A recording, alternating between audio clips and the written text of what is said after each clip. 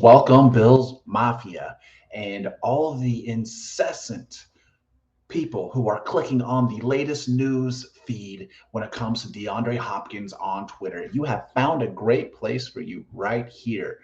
Right off the bat, we got to get into next day, third day of the DeAndre Hopkins hotness to the Buffalo Bills. We have a new contender for DeAndre Hopkins. The Kansas City Chiefs have now entered the picture. So I think it's important to set the table on where the Bills stand and where the Chiefs stands and where the other teams stand as well.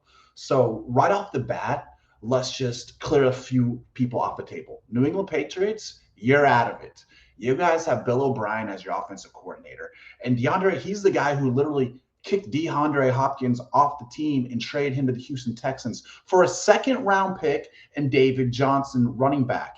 And in return, the Cardinals got DeAndre Hopkins and a fourth round pick. So remember that. They only gave up David Johnson and a second round pick to get DeAndre Hopkins. So Patriots are not going to be going there. The Baltimore Ravens, they're not going to be able to afford him and Lamar Jackson at the same time. He does not want to play in Atlanta, and the Raiders, he doesn't want to go there either. He wants to go to a Super Bowl contending team. So now what has happened is the Chiefs have jumped into the mix, of course. And you could argue that the Chiefs need a wide receiver. They lost Tyreek Hill. They lost Juju Smith-Schuster. They do still have Travis Kelce, Patrick Mahomes, and Andy Reid. The difference is when it comes to the Chiefs, let's talk about the interior details of the salary cap, the team, and the players that have been re-signed. So the Buffalo Bills have over $9 million in salary cap space right this minute. The Chiefs have $6 million in salary cap space right this minute. So Buffalo has more room to play with by $3 million, 33% more room to play with. That's a big thing. But where it really becomes integral is how much money does each team have left to play with?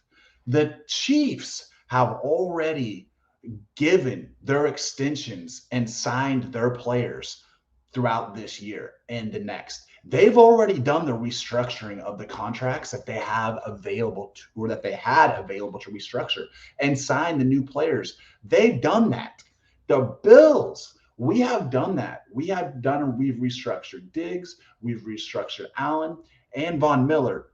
But something that people are forgetting is that the Bills can restructure Tre'Davious White, our all-pro cornerback, and Dion Dawkins, our all-pro left tackle, and two of our best players, which we want to keep anyways. If we restructure those contracts on those two players, that gets us from 9 million to 21 million. So we do have the ability to play with the numbers and extend players who we already want to keep towards the future, which the Chiefs cannot do. On top of that, the Chiefs, I mean, they just won a Super Bowl, and they won a Super Bowl the year before. Do they really want to go dive into the deep end and extend themselves out into the future and weaken themselves for the future when they already have a Super Bowl winning caliber team? I don't think that's a smart move. What the Chiefs are doing, if you ask me, is they're just driving up the bidding price. They're trying to create a bidding war between so that we don't get him for cheap. The Bills, though, we have the flexibility to make it happen. The Bills, though, we are more desperate to get a wide receiver and to elevate our wide receiving core than the Chiefs are. Obviously, they just won the Super Bowl. We were lacking another superstar receiver because Gabe Davis didn't show up like he was supposed to last year. So we need a wide receiver more than the Chiefs. It makes us more likely to throw all in and go get DeAndre Hopkins than the Chiefs.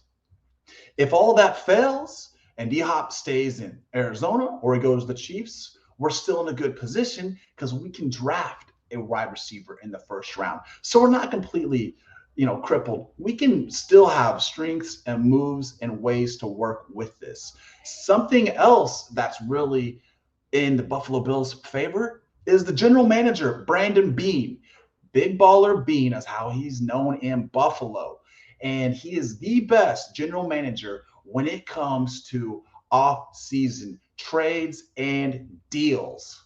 He's already set the tone by getting Matt Milano for pennies, Deion Dawkins for pennies, re-signing Jordan Poyer for pennies, stealing Damian Harris from New England Patriots for $1.7 million for pennies, picking up Stephon Diggs for a perfect contract to lay up Josh Allen, getting Von Miller last year, and now we are leading the way with DeAndre Hopkins.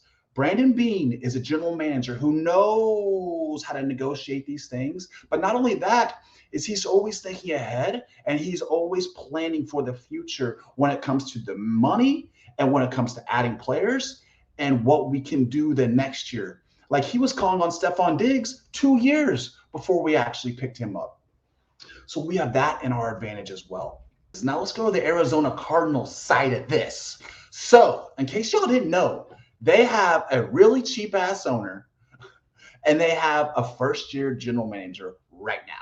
So let's just imagine if you're a general manager of a football team and it's your very first day on the job. Do you really want to go up and give away DeAndre Hopkins, your best damn player, for pennies and get screwed over at your first move out?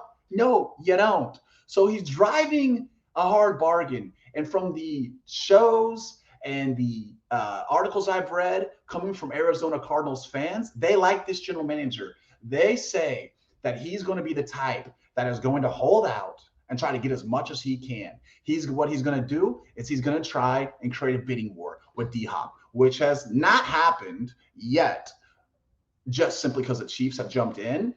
But that's what we're working with here. We're not working with the guy who has experience, who has a resume to stand on. He's trying to build his resume so he wants to look good. And the latest reports are that he wants to get a Christian McCaffrey type of trade value, which is absolutely absurd. What he wants is a second and a third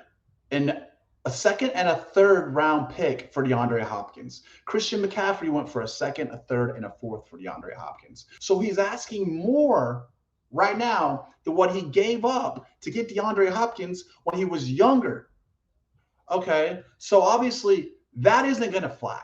That ain't going to happen. People aren't doing that. That's why the trade value is dropped. People are thinking that, oh, DeAndre Hopkins has missed some games last couple of years. Well, one of the reasons I like that aspect about DeAndre Hopkins is it puts less wear and tear on the body. And another reason I like that is because one of them suspensions was for PEDs, which makes all the sense in the world if you're a football player and you're coming back from a surgery.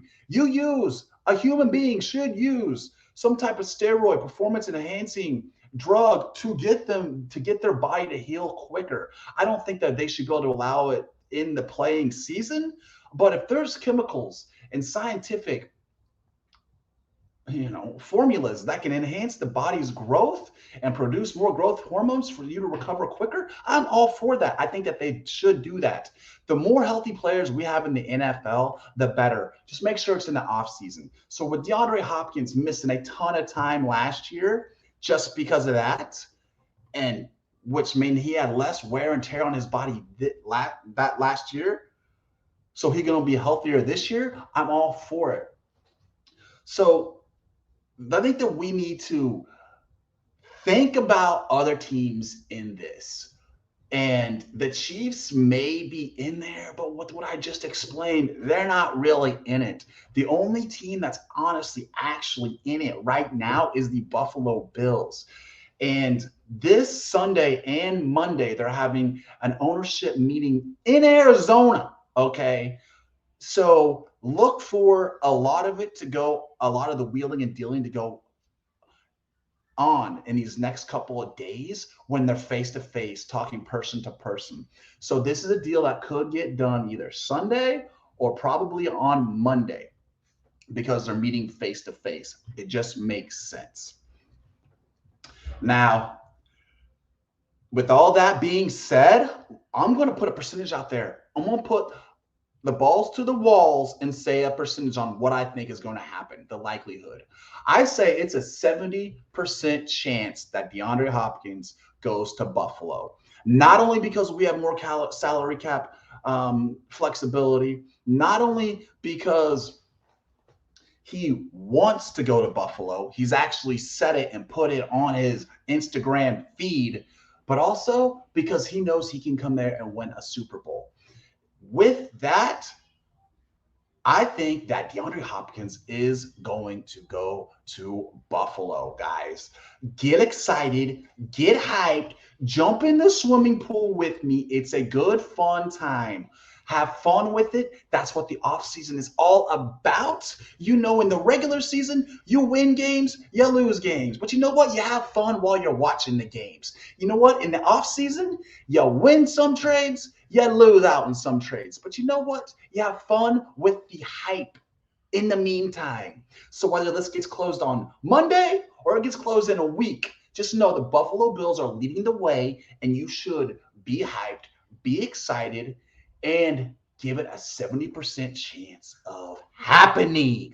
So, man, thank y'all for tuning in. I forgot to even ask you to like, send some comments, and subscribe to the channel. We're keeping the D-Hop Watch hot around here and other hot trade rumors going as well. So please like, comment, and subscribe just for the fun of it. I am B Money. This is Buffalo Motivated, and I am out of here. Go Bills.